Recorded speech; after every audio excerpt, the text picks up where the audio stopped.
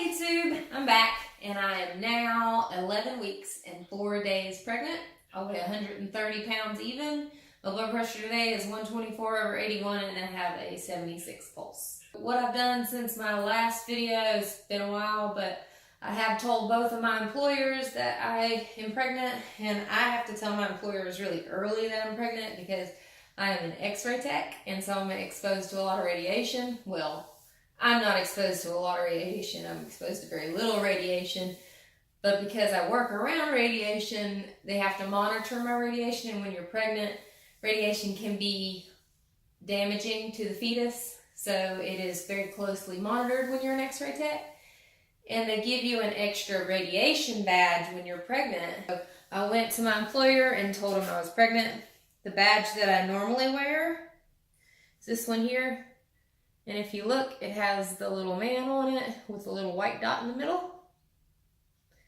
And then the fetal radiation badge has the little woman on it with a little baby in her belly. I thought that was really cute. So I worked 2 different jobs as an x-ray tech, and they gave me 2 badges for both of them. The radiation badge that monitors the fetus is turned in every month and monitored every month, and my personal badge that monitors my radiation dosage that I've always had as an x-ray tech is monitored every 3 months. So I went to my first OB appointment and I had this huge list, okay? When I went to my first OB appointment, I had a lot of questions because this is my first pregnancy, and I know I work in the medical field and I should know a lot of this stuff, but I had a lot of questions, and this was my list of questions for when I went to the doctor. I went in there and I showed her this list and I said, I'm sorry, but I have these questions. And she looked at me and smiled, just like everybody does when I showed her my list. But I just had questions for her, like, what can I take for sore muscles? The answer is for headaches and fever, Tylenol only. But she gave me this huge list of medications. Huge list, medications. But under headaches and fever, it says acetaminophen or Tylenol. And there's a whole bunch of stuff listed under acne, allergies, constipation, cough, cold, congestion, diarrhea, gas, heartburn, hemorrhoids, nausea, vomiting, skin irritation. There's all kinds of medications you can take. The only thing I was interested in was headaches because that's really my only issue right now. So I haven't taken any Tylenol because I'm scared to take medication when I'm pregnant at all. I don't want anything going in there that's not natural. So I have a very loving husband that has been willing to give me massages because I get tense muscles in my neck. So he helps get rid of my headaches that way, and it really works great. Some other questions I asked my OB doctor. I really miss taking a bath. Like, I just want to take a bath, and I know that I take nuclear hot baths because, I don't know, it just feels good to me. Like, I come out of the bathtub, I'm like bright freaking red, okay? And I love it that way. I know that's not healthy for your baby. You don't want to burn baby. So I asked the OB doctor, I just said, can I take a bath, and what temperature does the water need to be? She said, you need the temperature to be a lukewarm temperature. Then I said, so it needs to be below your body temperature, right? She shakes her head yes. I say, so below like 95 degrees. And she shakes her head, yeah, that makes sense. She didn't say that makes sense, but she shook her head yes. I tried to take a bath in lukewarm temperatures, which was like 91 degrees. It's horrible. I don't know what temperature my water normally is, but 91 degrees is not pleasant. So I don't take baths. And I can't wait until after I'm pregnant and I can take a bath. Let's see, I also asked, because we were getting ready to go to Florida, like the next week, I asked if it was safe for me to take long car rides. She said, when you're pregnant, you are more susceptible to blood clots, so you need to stop frequently to move around so that you don't get any blood clots, and we did that, and I was fine.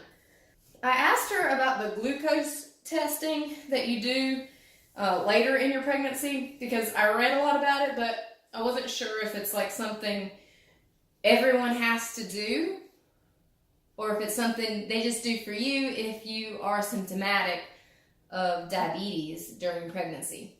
She said everybody does it. I asked her about eating deli meat.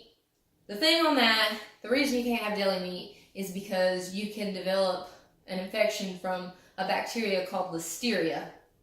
And I asked her, can I really not eat deli meat? And she said, the reason you can't is because of the Listeria. The chances are really low that you would get it. And I Googled that. 2,500 people per year have had Listeria. So that gives you a 1 in 8,000 chance of getting Listeria. But the problem is you are more susceptible to getting Listeria when you are pregnant, and the consequences for the fetus can mean death. So you just stay away from it. Just heat up your deli meat, get on with your life. It's not that hard. What was weird is when I went to my first OB appointment, I thought I was going that day to get an ultrasound, a pelvic exam, and blood work done all on the same day. No, that's not the way it works. You go for your first visit, they basically do a urine test to make sure you're pregnant and give you like a startup package that tells you a bunch of information. And then you go home and come back and do an ultrasound. And if there's any problems or anything like that, they can tell from it what kind of lab work they need to do.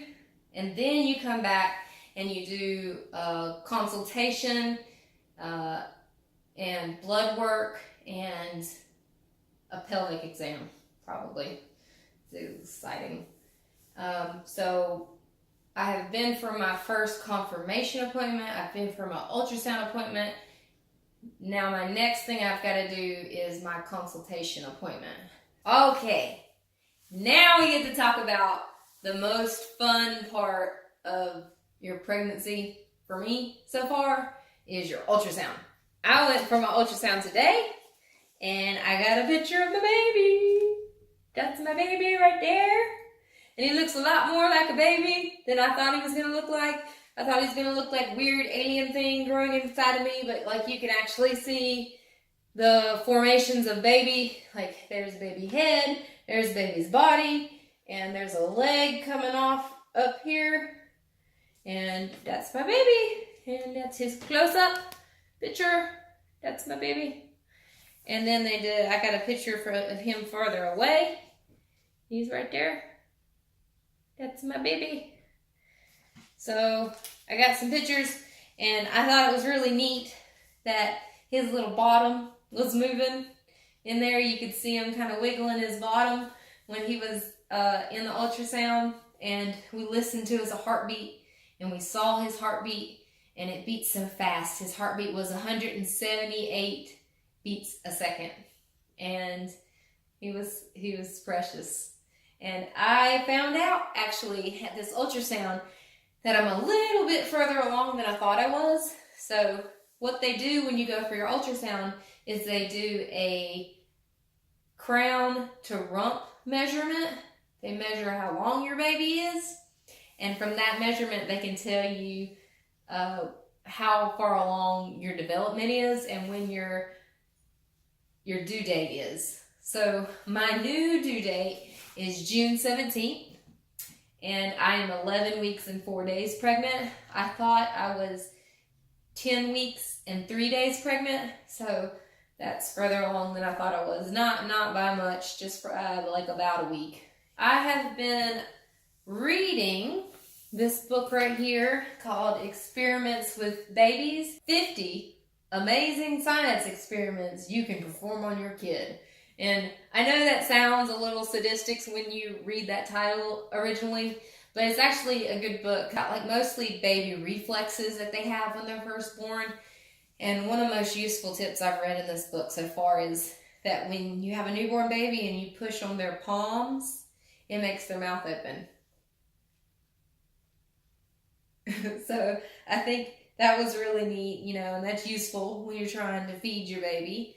And I've also read something about when a baby is born, a newborn baby, and you run your finger down the bottom of their foot, it makes their toes curl backwards. It makes them just flex backwards as a reflex. Whereas any adult, if you run your finger on the bottom of an adult's foot, it makes your toes curl forward. So I thought that was a really neat little tidbit in that book, and I'm still reading, so I got a lot more to go in there. And then I also got the Bump Pregnancy Planner and Journal. And I really like this journal, and I've always had to have a journal. When I was getting married, I had a journal to keep myself organized. I keep a planner with me all the time now. So I really wanted something to help me organize my pregnancy. But then I also liked all of the books that you can get out there that are like scrapbooks, like pregnancy scrapbooks. So this combines the best of both worlds, where it helps you keep track of your pregnancy and all your OB visits, but it's also got neat little things where you can put your bump pictures and your date, and you can stash all of your information you get from your OB doctor in here. But it's got these little things where, like, at the end of each chapter, I can write a letter to my baby. At the end, I think there's one of these letters at the end of each trimester in this book. So I think that's very sweet. And there's little things in there you can fill out, like, what did you feel when you first found out that you were pregnant? And who did you tell first? And what are you most excited about in your pregnancy? So all those little things I think are great to write down when you're pregnant, because I think about, what if my mom would have had something like that for me to read now at this point in my life? I would have loved it. And I've had a couple new symptoms. I've had some lower back pain, some really low lower back pain, like in my sacrum, towards my tailbone almost. And I've never had lower back pain before. And I didn't have this lower back pain before I was pregnant. But I still wonder, because I'm only 11 weeks pregnant. My baby's not big enough, I don't feel, to be pushing on my spine. So I don't know if my lower back pain is from my pregnancy, or if my lower back pain is just because I have lower back pain. I don't know why it's there, but it's been very painful. And I've actually got some stretches that I can do at home to help you relieve lower back pain. And I've been doing those past 3 days, and it really, really helps. The stretches do. I just have to make sure I find time in my day to do the stretches as often as I can. So yeah, also, okay, I want to know if anybody else has had this symptom, because it's kind of concerning to me. I mean, I know it's supposed to be a common symptom, but it concerns me. I woke up this morning and I walked over to the dresser and I pull my arms up above my head and I do a big stretch, and then my vision goes black. My vision goes black. I get a little lightheaded, and I think I am about to faint. So I drop down to the ground, I sit down there, and then in 1 second later, I'm fine. And I talked to my mom, I talked to my in-laws, I talked to a lot of other pregnant women, and they all say, yeah, that's a common thing. We did the same thing when we were pregnant. But I don't know, that don't seem right. I don't want to get lightheaded and faint. That's kind of concerning to me. So if anybody else has had that symptom, just post it down in the comments. I would love to hear from you. I'm excited. I got a picture of my baby now. I'll make another video as soon as I can. Thanks, YouTube.